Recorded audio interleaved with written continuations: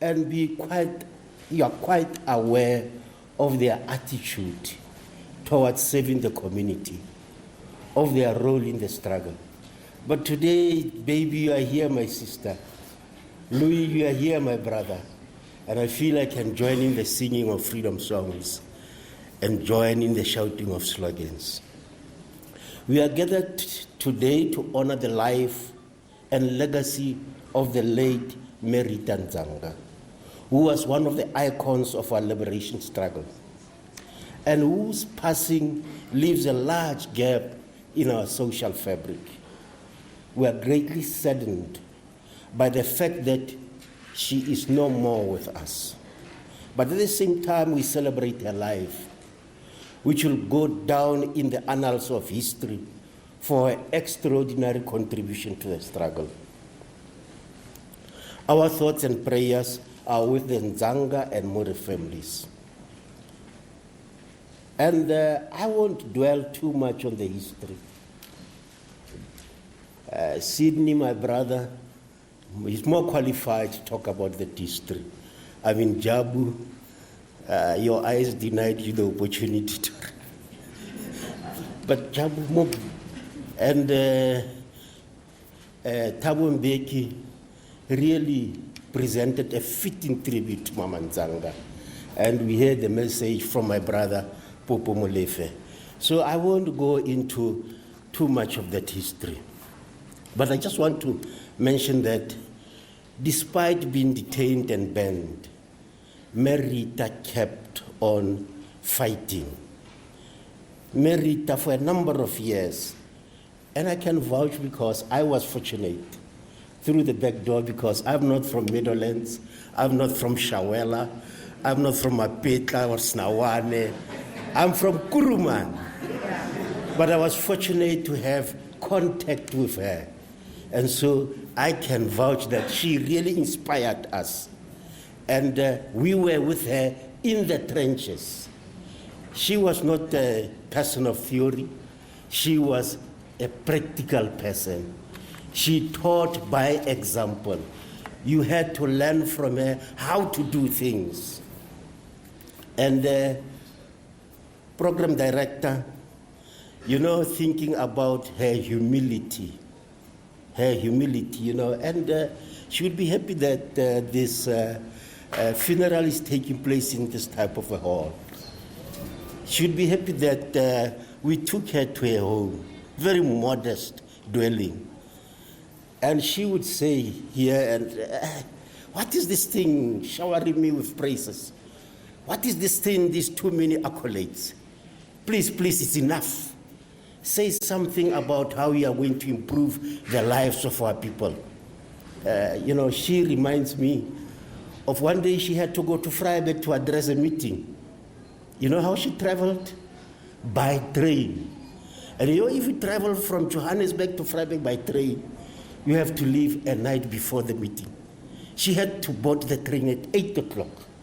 And she was not the only one. Albertina Sisulu did the same thing.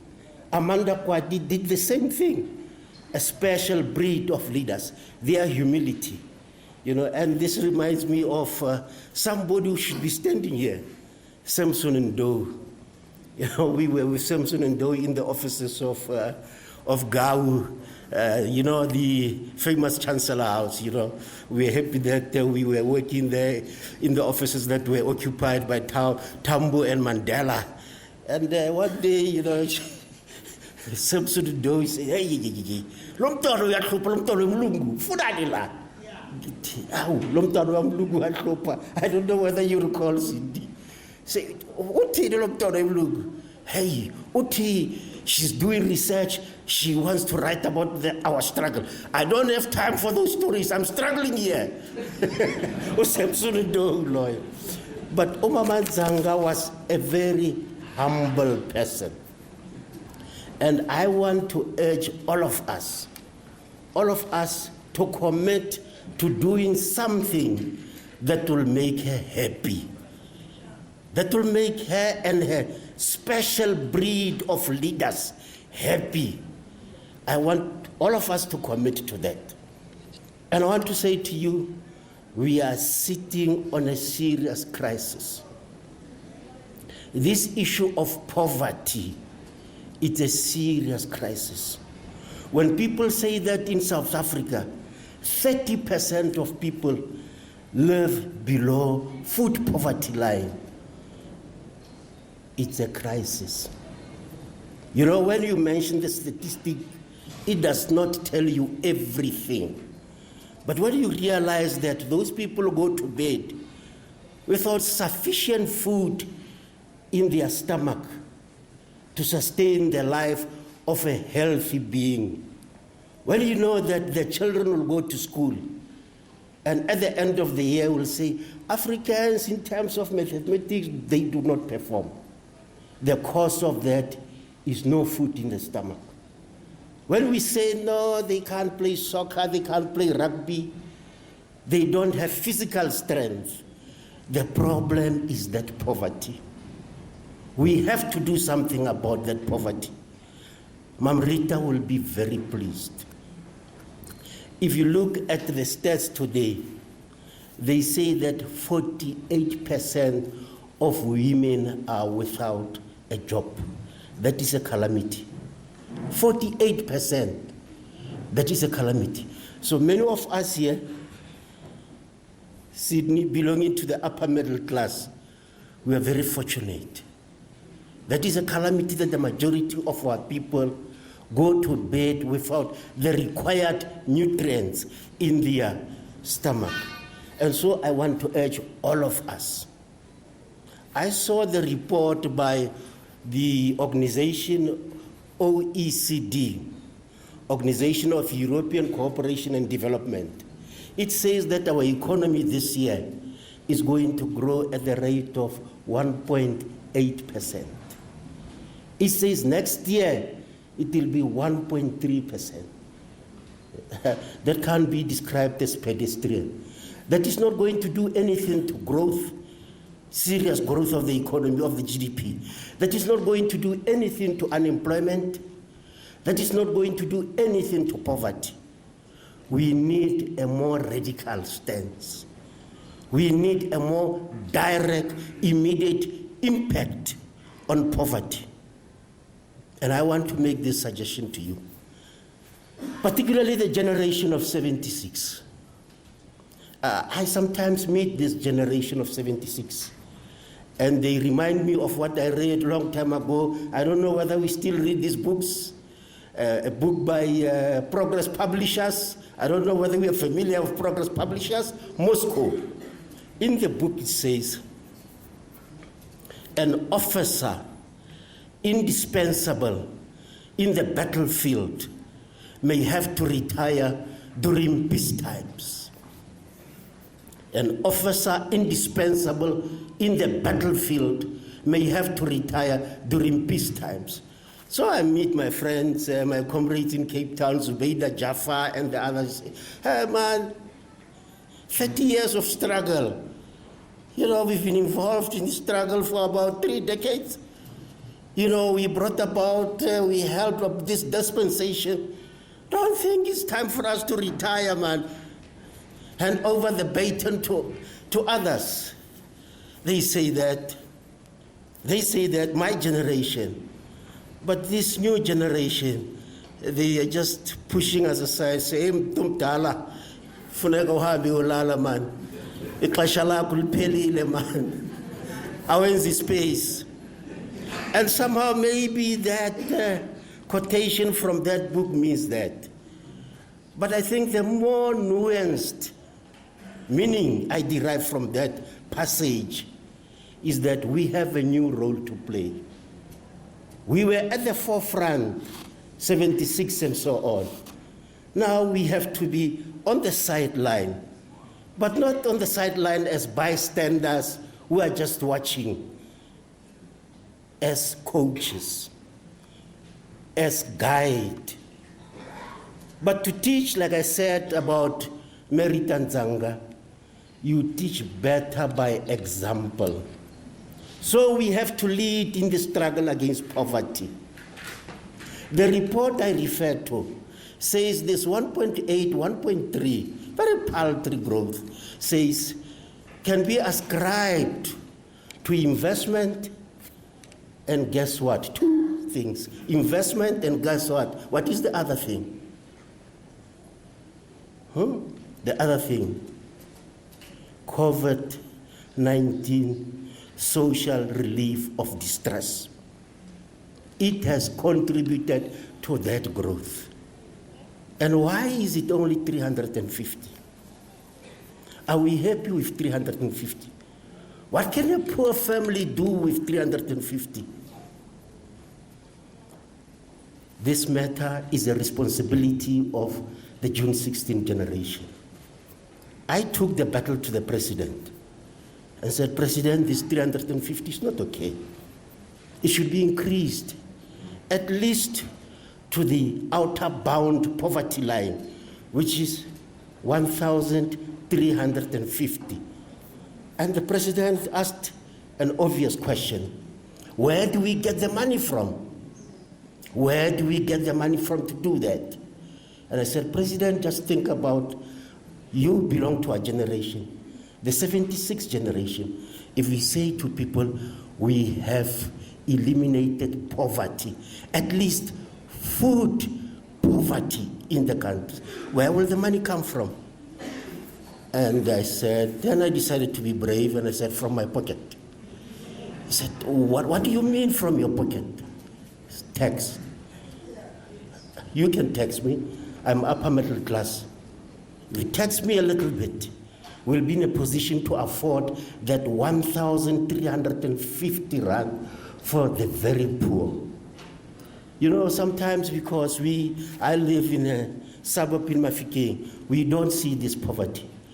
But when you do door to door, and you see how people take this sliced bread from ShopRite, sliced bread, one slice, and they cut it into 4 pieces, and they give one child a piece. You know, your heart bleeds. They give another child 4 pieces, sliced bread, thin slice. And bread is a delicacy to them. And how do you feel? So that is why I say poverty is a serious problem. And so I urge you to join me and say to the president, the money will come from our pocket. If you look at Scandinavian countries, the tax rate, in South Africa, we complain, but it's only 45%. In the Scandinavian, and they are rich. There's no poverty. They don't need money to uplift people from poverty. But it's 55%, it's 57%. We here, I think we are a little bit spoiled. 45% we complain. Let the generation of 76, let's take the lead. Let's say we are prepared. This thing, poverty, needs direct, practical response. Yeah, I hear you. Talk about the National Democratic Revolution. It's a broad vision. It's a broad vision. But when I do door to door, I don't mention that. Because they ask about food. They ask about water. So in this broad vision, let's build smaller visions that will contribute towards the attainment of this big vision. Smaller visions will be, let people get water, let people get electricity, let's take people out of poverty. Let's commit to this smaller vision. They will accumulate, and the accumulative impact will be this big vision that we call National Democratic Revolution. So I urge you to join me and say to President Ramaphosa, the money is here with us. I want to talk about another thing that Mam Rita was very passionate about. Very passionate. The struggle for gender equality. The struggle for gender equality. She was very passionate about this. And I want to say, particularly to us, Louis, where is Jabu now? Where is Jabu? Release Mandela. Is he still organizing that campaign, Release Mandela? Now, this thing of gender-based violence is a serious thing. But I think the people who are responsible for it are not taking it seriously. And that's the big problem. Gender-based violence comes from patriarchy. The beneficiaries of patriarchy and sexism invariably are men. Beneficiaries of patriarchy are men. Whether it's through culture, whether it's through the church, whether it's through other institutions like universities, whether it's through employment, beneficiaries of patriarchy are men. Perpetrators of gender-based violence are men. But during August, what do we see? We see women marching. We have to do something about it. As the generation of 76, let's get involved. Let's see more men, Louis. Let's see more men, Sydney, leading these campaigns against gender-based violence. There's no point in women marching there, but the perpetrators are not seen anywhere in these campaigns. So I urge us, you have to do this thing. You have to be involved in this thing, because whilst it is institutional and structural patriarchy, it's also about individual attitude, individual behavior. Sometimes it's very disturbing, because even in a conference of the ANC, you hear people expressing these backward ideas of sexism. Say, hey, intoni le, into njani le. But I want to conclude. I want to conclude, Chairperson, by saying I'm happy that I know my friends are going to say, hey, but you were there and you didn't say anything about us. I mean, I was recruited by Mama Ndzanga to start in Kimberley, the South African Domestic Workers Union. But I worked, you didn't even mention Ojomo Khasu will say, I was working with Mam Lydia and Mama Ndzanga to fight forced removals. Otake Africa will say, we formed SARU with Mama Rita Ndzanga. Why? You know, the people from the faraway places, they all drank from her education, from her leadership. So I want to say today, Merita ran her race. Merita, to me, is a star that will always shine, that will always give me the way. Merita remains a true, reliable, and dependable moral compass. And I want us to join hands as we build a kind of society where no one goes to bed hungry, and where in our society, women and children are free to pursue their dreams without the constant fear of being subjected to one or another form of gender-based violence. So I call on all of us to unite, just all of us, and I'm referring to my generation 76, just deal with these two issues. Just two issues. Poverty and gender-based violence. And let us be active, just as we were active in 76. You know, in 76, where I was growing up, about